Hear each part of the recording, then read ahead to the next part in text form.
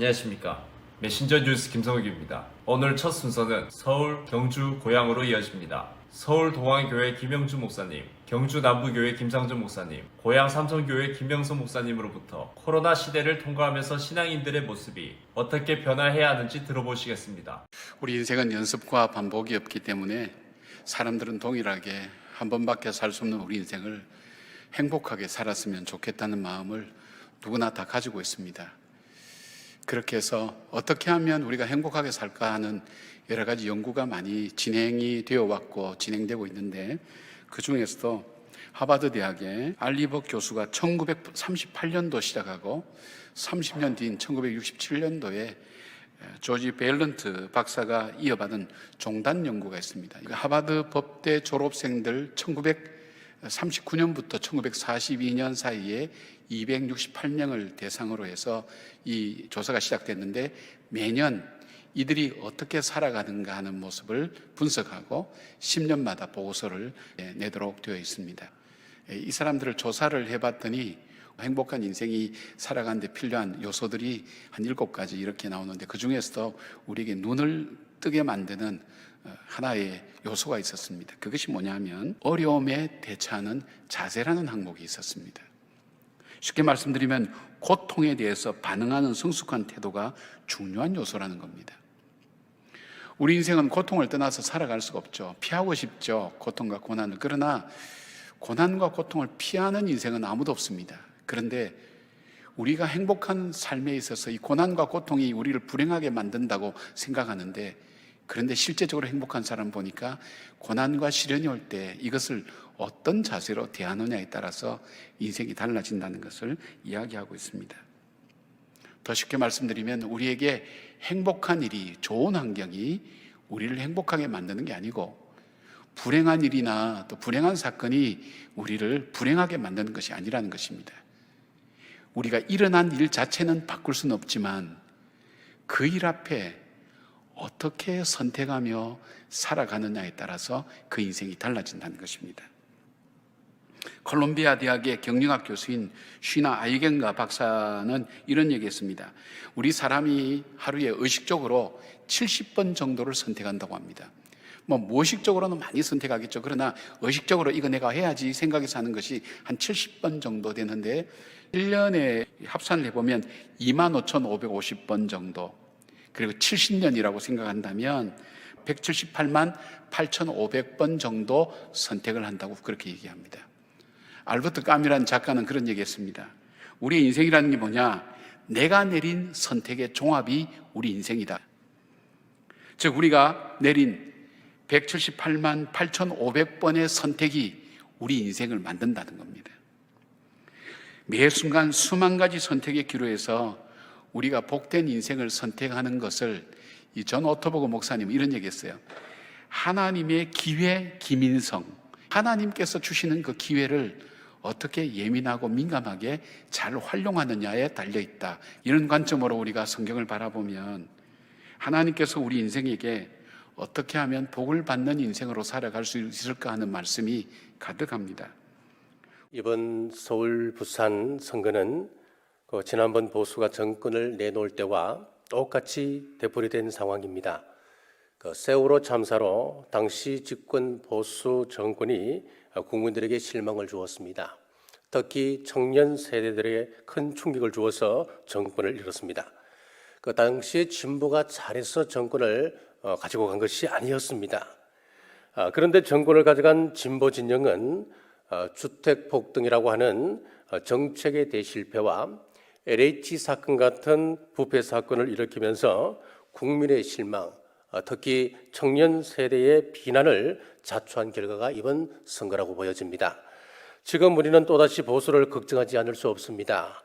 보수가 잘해서 서울, 부산의 지방 정치를 장악하게 된 것이 아닌데도 이번 서울, 부산 선거의 압승으로 또다시 교만해져서 마치 지방에서 대통령이 된 것처럼 처신할까, 그것이 또 걱정입니다. 자, 정치는 우리 일반인들에게도 거울입니다.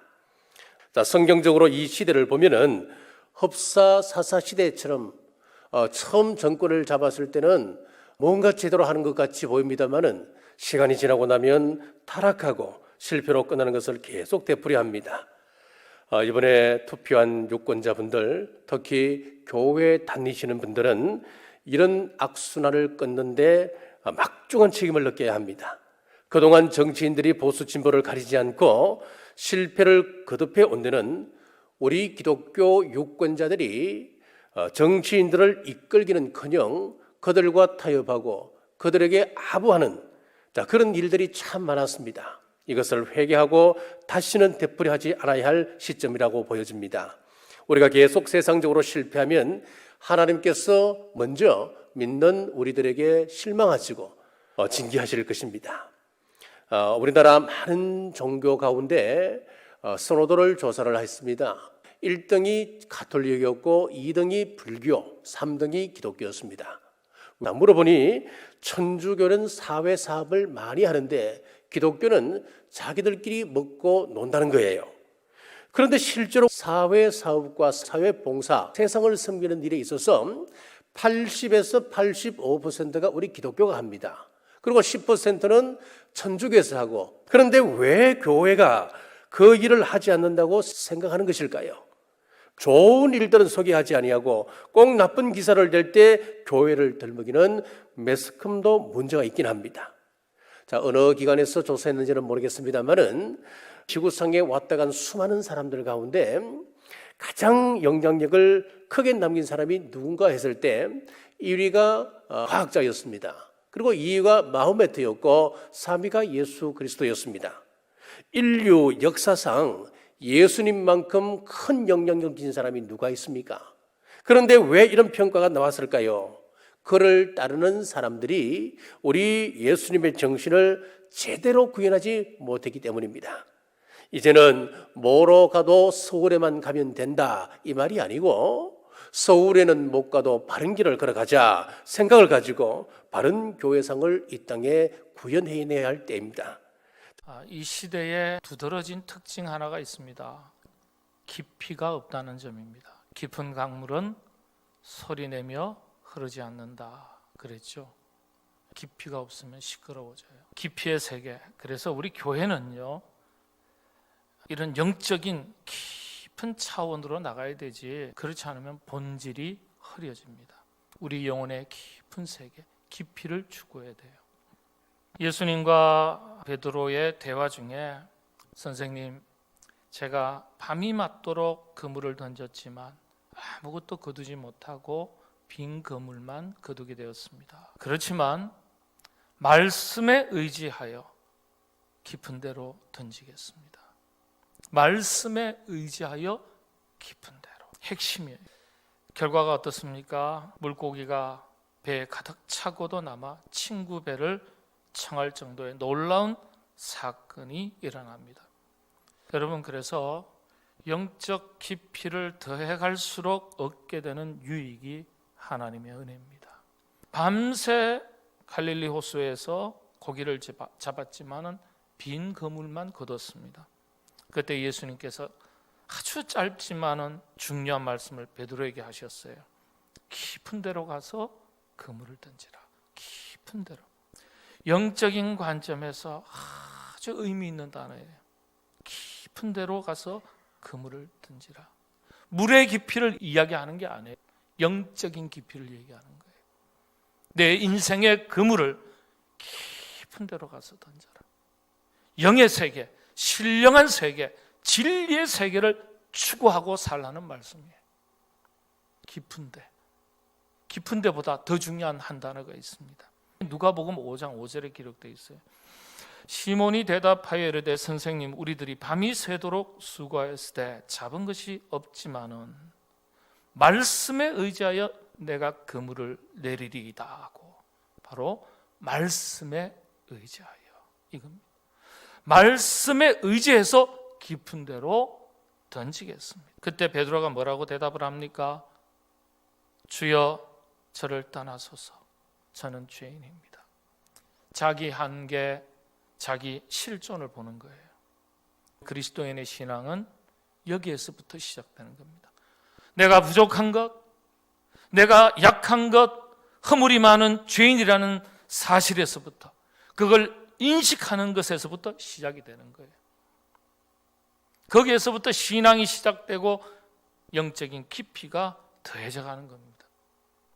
울산 호계교회 김병문 목사님, 부산 진교회 신충훈 목사님, 부산 항서교회 나재천 목사님, 세 분 목사님들은 코로나 때문에 교회의 울타리에 안주하던 타성을 버리고 도움이 필요한 곳으로 흩어지는 은혜와 구원의 기회를 놓치지 말 것을 당부하십니다. 교회 공동체는 원하든 원치 않든 이제는 분명한 변화를 해야 되는 그런 시기에 서 있다고 할 수 있습니다. 2017년도에 종교개혁 500주년을 맞이하면서 교회가 갱신되어야 된다 이렇게 개혁을 많이 주장했는데요, 이제는 단순한 변화에서 나아가서 갱신, 리뉴얼 하자는 그런 자성의 소리가 높은 것이 사실입니다. 그간 한국교회는 예배와 친교, 교육 등 모이는 교회의 모습은 비교적 모범적으로 잘 지켜왔습니다. 그런데 이제는 가정과 이웃 그리고 일터에서 섬김과 봉사, 전도와 선교 등 흩어지는 교회로서의 모습을 균형 있게 갖춰야 되는 도전을 받고 있는 것이 현실입니다. 다시 말씀드려서 내 신앙, 또 내 고집, 내 교회, 내 것만 소중하다고 여기면서 세상의 소리에는 눈을 감고 귀를 닫고 살아왔던 지난날의 한국교회가 바로 회복의 전환점에 서 있다고 할 수 있는 것입니다. 예루살렘 교회를 중심으로 크게 부흥하였던 초대교회는 핍박과 환난으로 인해서 각각 지역으로 흩어졌습니다. 그리고 곳곳으로 흩어진 장소에서 그들은 영향력을 끼치며 큰 부흥의 역사를 일으켰습니다. 온 우주 만물을 통치하신 하나님, 코로나 역시 하나님께서 주관하시는 줄로 믿습니다. 지금 코로나19를 통해서 하나님께서 우리를 분명히 흩어지게 하셨고, 또한 교회가 세상에 핍박을 받는 그런 현실이 되고 있는 상황입니다. 이때에 우리도 흩어진 곳곳에서 빛과 소금이 되어서 온전한 교회의 모습으로 우리는 나아가야 될 것입니다. 우리가 흩어져 있는 각자의 삶의 자리에서 교회의 역할을 잘 감당할 때에 새로이 부흥의 역사를 하나님께서 이루어 주시리라 믿습니다. 언젠가 한 글을 본 적이 있는데 나무의 성장통이라고 하는 글입니다. 봄이 되게 되면 나무들은 자라날 준비들을 하게 됩니다. 그런데 그때 나무를 가꾸는 사람들은 나무의 장가지들을 잘라냅니다. 나무가 더 잘 자라도록 하기 위함입니다. 그 가지치기의 고통이 있을 때 나무는 더 아름답고 풍성한 열매를 맺는 좋은 나무가 되는 것입니다. 이것이 나무가 겪는 성장통입니다. 우리의 인생 가운데도 이와 같은 성장통이 찾아올 수가 있습니다. 그렇지만 성장통이 기록되어져 있는 그 페이지가 있기에 우리의 인생은 더 아름답게 됐고 우리의 삶은 더 거룩하게 변화되는 것입니다. 오늘 우리가 읽은 여호수아 7장의 말씀은 이스라엘 백성들에게 있어서는 그들의 역사 가운데 찢어내버리고 싶은 페이지였을는지 모릅니다. 이스라엘 백성들은 여호수아 6장에서 여리고성의 큰 승리를 경험하게 됩니다. 그리고 여호수아 8장에서는 아이성의 승리를 경험하게 됩니다. 그렇지만 여호수아 7장에서는 여리고성을 넘어서 끝없이 가나안 땅을 향해서 질주하고 싶은 이스라엘 백성들을 하나님께서는 아이성 앞에서 멈추어 세우시고 그들을 패배하게 하심으로써 그 앞에 서게 하셨던 것입니다. 하나님께서 여호수아에게 이스라엘 백성들에게 거룩하라고 말씀하십니다. 13절의 말씀입니다. 너는 일어나서 백성을 거룩하게 하여 이르기를 너희는 내일을 위하여 스스로 거룩하게 하라. 가나안 정복 전쟁은 영토 전쟁이나 민족 전쟁이 아니라 죄에 대한 하나님의 심판의 전쟁이었습니다. 그리고 그 심판의 목적은 거룩이었습니다. 그 땅을 거룩하게 하고 죄악으로 가득한 그 땅을 다시 새롭게 하시기 위해서 하나님께서는 그들을 향한 심판을 명령하셨던 것입니다. 그 심판의 전쟁을 수행하기 위하여 들어가는 이스라엘 백성들에게 하나님께서 원하셨던 것은 무엇일까요? 그것은 승리가 아니라 거룩이었습니다. 거룩이 없는 승리는 축복이 아니라 잠재되어져 있는 패망일 뿐이라는 것입니다. 이제 부활하신 예수님이 제자들을 찾아왔을 때 제자들은 어떻게 하고 있습니까? 방문을 꼭 걸어 잠그고 있었다. 이날 곧 안식 후 첫날 저녁 때에 제자들이 유대인들을 두려워하여 모인 곳에 문들을 닫았더니, 여러분, 믿는다는 것이 무엇입니까? 문을 여는 것입니다. 그래서 요한계시록 3장 20절에 보면 볼지어다 내가 문 밖에서 두드리노니 누구든지 내 음성을 듣고 문을 열면 내가 그에게로 들어가 그와 더불어 먹고 그는 나와 더불어 먹으리라. 문을 내가 열고 싶다고 여는 게 아니에요. 그 문이 열려져야 됩니다. 사도행전 1장 13절 14절을 한번 보시기 바랍니다. 들어가 그들이 유하는 다락방으로 올라가니 베드로, 요한, 야고보, 안드레와 빌립, 도마와 바돌로메, 마테와 및 알페오의 아들 야고보, 셀로신 시몬, 야고보의 아들 유다가 다 거기 있어 여자들과 예수의 어머니 마리아와 예수의 아우들과 더불어 마음을 같이하여 오로지 기도에 힘쓰더라. 지금 한 곳에 마가의 다락방 최초의 교회에 모여서 거기서 마음을 같이 하고 찬양하고 말씀 듣고 기도하는 가운데 우리 주님의 성령께서 그 자리에 강한 불과 같이 임재를 하신 것입니다. 입술의 문이 열리고 마음의 문이 열리고 믿음의 문이 열려서 문을 열고 나왔던 거죠. 꽁꽁 걸어 잠그고 있던 그 문을 열고 나와서 예루살렘과 온 유대와 사마리아와 땅끝까지 나가서 복음을 증거했던 것입니다. 죽으면 죽으리라는 그런 담대한 믿음으로 무장해서 살아계신 하나님의 부활의 소식을 증거했던 것입니다. 여러분, 교회는 영적 아궁이지 않습니까? 아궁이에 거기 불이 지펴지려면 장작들이 모여야 됩니다. 장작 하나에 불이 붙습니까? 아니잖아요. 장작이 2개, 3개, 4개, 5개, 너희 중에 2-3 사람이 모인 곳에 하나님이 함께 하신다고 말씀하셨지 않습니까? 그렇게 모일 때 성령의 불이 붙게 되고 그 불이 활활 타올라서 놀라운 영적 능력, 영적 에너지를 우리가 갖게 되는 거예요. 그렇게 뜨겁게 불타는 아궁이에 있던 장작을 꺼내 보십시오. 금방 불이 꺼져버리고 식어버리게 된다는 거죠. 자꾸 우리 믿음을 가로막는 돌들이 많은 시대입니다. 이러한 시대에 여러분 두려워하지 마시기 바랍니다. 문을 잠그지 마시기 바랍니다. 주님을 바라보고 문을 활짝 여시고 담대함으로 말씀 붙잡고 세상을 향해 나아가시길 축원합니다. 남양주 별내동안교회 나강현 목사님, 대전 제일교회 김철민 목사님, 부산 애간교회 조성일 목사님, 세 분 목사님들은 삶의 장벽을 돌파하는 결단의 방법에 대해서 들려주십니다. 도스토예프스키라는 러시아의 위대한 문학 작가가 있습니다. 이분이 이렇게 위대한 작품을 쓸 수 있게 된 중요한 계기가 된 사건이 있었습니다.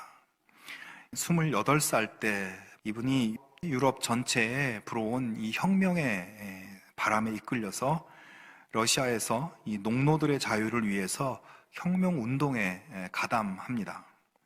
그래서 혁명운동을 함께 하다가 체포가 됐어요. 그래서 8개월 동안 감옥에 갇혀 있다가 최종적으로 선고를 받게 되는데 감옥에서 이끌려 나와서 도착한 곳을 보니까 수천 명의 군중들이 모여 있고 그와 동료들을 위한 23개의 관이 놓여 있는 것을 보게 됩니다. 마지막으로 이들에게 형을 선고합니다. 모두 반역죄로 총살형을 하겠다는 선고가 내려졌어요. 그 자리에서 곧바로 죄수들에게 두건이 씌어지고 또 12개 몸이 꽁꽁 묶였습니다. 병사들이 죄수들을 향해 총을 겨눕니다. 그 마지막 순간에 갑자기 형장에 마차가 급하게 도착합니다. 집행 중지. 황제가 특사로 그들의 총살형을 감형해 준 것입니다. 도스토예프스키.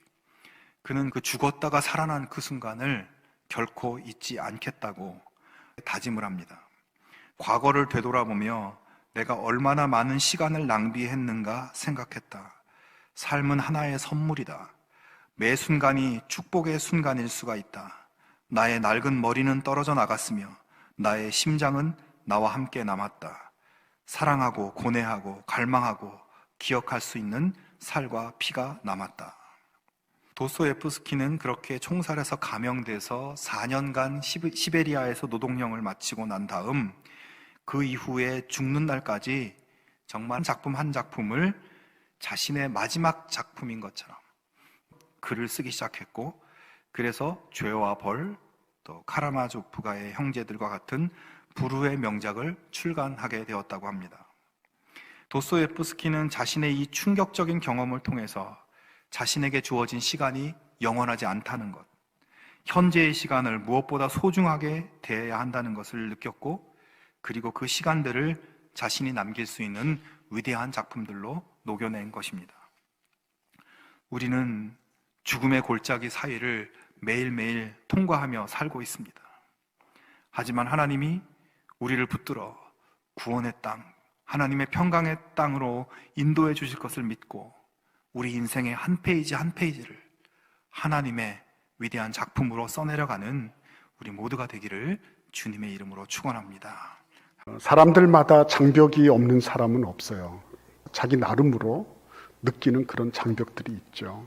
만성병의 그런 장벽을 느끼는 분도 계시고, 혹은 자신의 어떤 삶의 배경에 대한 장벽을 느끼는 분도 계실 것입니다. 나는 왜 흙수저마저도 아닌 수저도 없이 태어났을까? 이런 분도 계신 거예요. 우리는 사회 구조적인 그런 장벽들도 가지고 있어요. 역사와 전통이라는 이름의 장벽도 있는 것입니다. 그리고 문화의 장벽도 물론 있는 것입니다. 그리고 나아가서 우리는 죽음이라고 하는 거대한 장벽을 마주하고 있는 그런 인생입니다. 근데 여러분, 이런 장벽들을 앞에 두고, 특별히 요즘과 같은 이런 팬데믹 현상을 마주하고 이걸 어떻게 하란 말이냐, 이런 거대한 장벽 앞에서 도대체 믿음으로 살아간다고 하는 것이 무엇일까 하는 그런 생각을 하지 않을 수가 없는 것입니다. 내가 아무리 성경을 잘 알고 성경 박사라 할지라도 그것이 나의 삶과 아무 연관이 없다면 무슨 소용이 있겠습니까? 1903년에 그 라이트 형제가 처음으로 동력 비행에 성공을 했습니다. 그리고 1차 대전, 2차 대전을 거치면서 더 빠른 비행기가 필요하다. 무수한 실패를 통해서 드디어 1947년 10월 14일 미 공군의 테스트 파일럿인 척 예거라고 하는 사람이 벨 X1을 탑승하고 인간의 오랜 꿈이었던 음속을 돌파해서, 음속이라고 하는 거는 1초에 340m를 가는 거죠. 그런데 음속을 돌파할 때 커다란 소닉 붐이라고 하는 음속 폭음이 나도록 되어 있다고 하는 것입니다. 이것 때문에 유리창도 깨지고, 그러나 이런 굉음, 이런 소닉 붐을 감수하지 않으면 절대로 그 음속의 벽을 깨뜨릴 수가 없는 것입니다. 이 장벽을 돌파할 때는 돌파를 작정하는 것부터 돌파가 시작된다는 것을 우리는 알아야 되는 것입니다. 히브리서 11장 23절 말씀을 보시면 이 부모들이 결단한 것을 우리는 알 수가 있습니다. 믿음으로 모세가 낳았을 때에 그 부모가 아름다운 아이임을 보고 석 달 동안 숨겨 왕의 명령을 무서워하지 아니하였으며 그 부모들은 믿음으로 왕의 명령에 저항하기로 작정한 것입니다. 세상이 가는 대로, 운명이 결정한 대로 흘려보내기로 작정하지 않은 것입니다. 하나님이 살아계시다면 나는 이 바로 왕의 처사에 대해서 결연히 저항하겠다. 이렇게 마음을 먹은 것입니다. 그래서 여러분, 처음에 마음을 어떻게 먹느냐, 이게 중요한 것입니다. 내가 병이 들었든지 사업을 어떻게 하든지 어떤 일들을 하려고 계획을 하든지 처음에 내가 어떤 마음을 품고 시작하느냐, 그게 그 일의 방향을 결정하는 것입니다. 우리의 몸 이후의 삶을 준비하라라고 하는 것은 이 몸으로 사는 삶을 소홀히 해도 괜찮다라는 의미가 아니라 이 몸으로 사는 삶을 가장 복되게 사는 비결은 이 몸 이후의 삶에 초점을 맞추고 사는 것이라는 의미입니다. 오늘 이 몸으로 사는 가장 복된 길이 무엇인가? 허리에 띠를 띠고 등불을 켜고 서 있으라. 너희는 마치 그 주인이 혼인집에서 돌아와 문을 두드리면 곧 열어주려고 기다리는 사람과 같이 되라. 주인이 와서 깨어 있는 것을 보면 그 종들은 복이 있으리로다. 내가 진실로 너희에게 이르노니 주인이 띠를 띠고 그 종들을 자리에 앉히고 나와 수종들리라. 종이 허리에 띠를 띠고 그리고 등불을 켜고 이 주인이 올 때 문을 열어드리고 환하게 맞아주는 거예요. 그 모습을 볼 때 이 주인이 너무 기쁜 거죠. 자기가 띠를 띄워요. 그리고 이 종을 앉혀요. 다시 말하면 이 주인이 이 종에게 식사를 할 수 있도록 지금 식사 서빙을 하고 있다 이 말입니다. 그러니까 이 주인은 이 종을 종으로 생각하는 게 아니에요. 마치 사랑스러운 자녀를 대하듯이 하는 거죠. 조나단 에드워즈라고 하는 사람, 한 300년 전에 살았던 미국의 목회자인데요. 이 사람은 항상 그 영원의 초점을 가지고 살았어요. 천국과 지옥을 생각하고 그리고 죽음 이후의 삶에 관심을 기울이고 살았습니다. 딸에게 보낸 편지를 보면 아주 분명하게 드러납니다. 네가 함께 놀곤 했던 데이비드가 죽었단다. 데이비드의 영혼은 영원한 곳에 들어갔겠지. 데이비드의 죽음은 죽음을 준비하라는 너를 향한 하나님의 큰 외침이란다. 언제 죽을지 그리고 얼마나 일찍 죽을지 모르니 항상 준비하고 있어야 한단다. 네가 회심해서 새로운 피조물이 되었다는 선한 증거를 가질 때까지는 결코 안심해서는 안 된단다. 아홉 목사님들의 말씀 전체를 들으실 수 있도록 전부 링크해 두었습니다. 아직 메신저 뉴스 구독을 누르지 않은 시청자님이 계시면 지금 구독과 좋아요, 알림 설정까지 부탁드립니다. 다음 주까지 안녕히 계십시오. 메신저 뉴스 김성욱이었습니다.